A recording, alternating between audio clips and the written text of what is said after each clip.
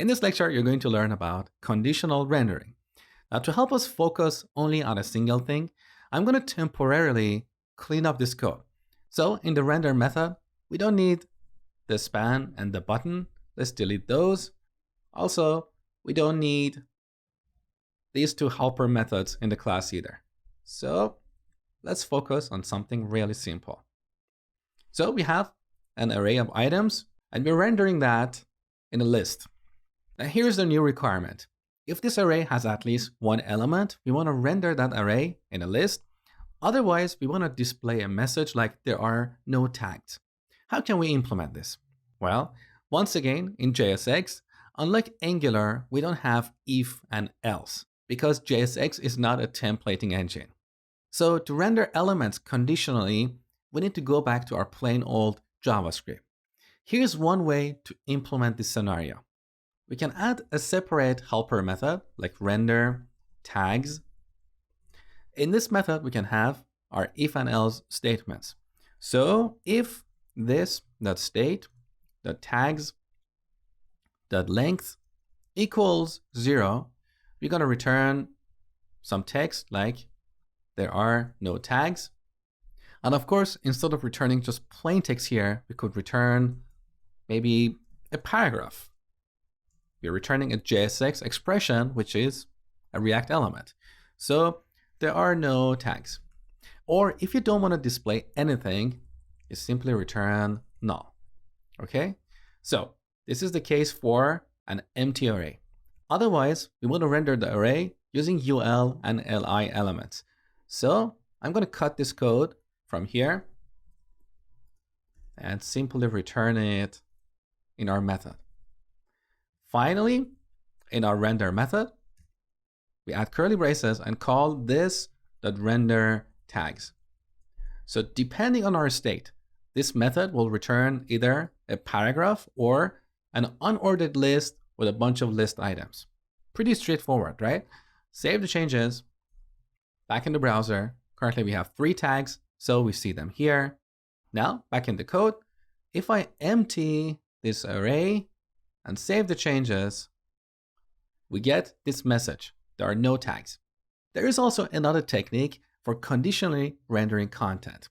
Let me show you. So back in the code, here in our render method, just before rendering the tags, let's imagine we want to render a separate message based on a given condition. So we have only a single if statement without an else part, okay? So we can add our curly braces here, write the condition, let's say this.state.tags.length equals 0. If that's the case, we want to render an additional message.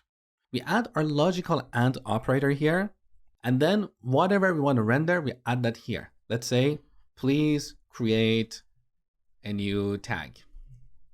Save the changes, back in the browser. So here's our message, please create a new tag. This is rendered only if our array is empty. Now, let's investigate how this expression works under the hood. So here we're applying the logical AND operator between 2 values. The first value is the result of this expression, which is a Boolean. It's either true or false. And the second value is a string. In JavaScript, unlike other programming languages, you can apply the logical AND between non-Boolean values. So let's go back to the browser and open up the console. Here in the console, I'm going to write plain JavaScript code. If we type true and false, we get false. What if we type true and a string, like hi? What do you think we're going to get? We get hi. Here's the reason. When a JavaScript engine tries to evaluate this expression, it looks at the first operand. In this case, the first operand is true, so it will look at the second operand. The second operand is not a Boolean true or false, so the JavaScript engine tries to convert this into what we call truthy or falsy.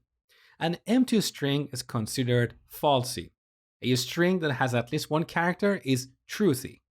So in this case, hi is considered truthy. So essentially we have 2 operands that are both truthy.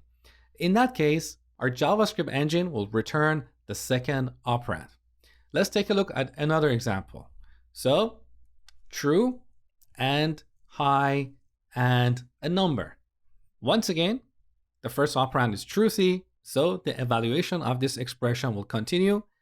The second operand is also truthy, so the evaluation continues. Now we get to the third operand. In JavaScript, number 0 is considered falsy.